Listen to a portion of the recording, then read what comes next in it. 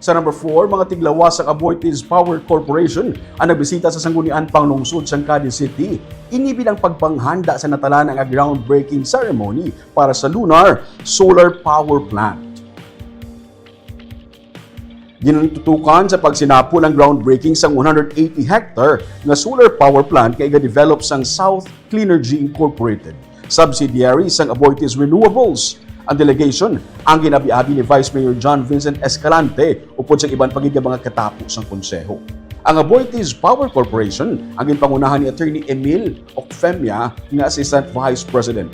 Kung tigayon nga mahuman ang planta, ginapabot na mag-generate inisang 171.110 megawatts alternating current sang clean and renewable energy. Mas tagapakusog pagid ini isang posisyon sa syudad bilang premier destination para sa renewable energy investments and sustainable development. Nagakasayuran man ini isang dugang revenue para sa syudad.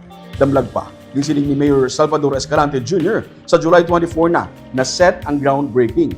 Ini ang first phase sang Aboitiz project kag may separado nga 300 megawatt solar farm sa idalom sang phase 2 sa barangay Mabini. Iyaman siling nga ang duha ka mga solar farms ang magasakop sang 400 hectares kag ginapaabot nga mag-produce sang 600 to 700 megawatts sang kuryente.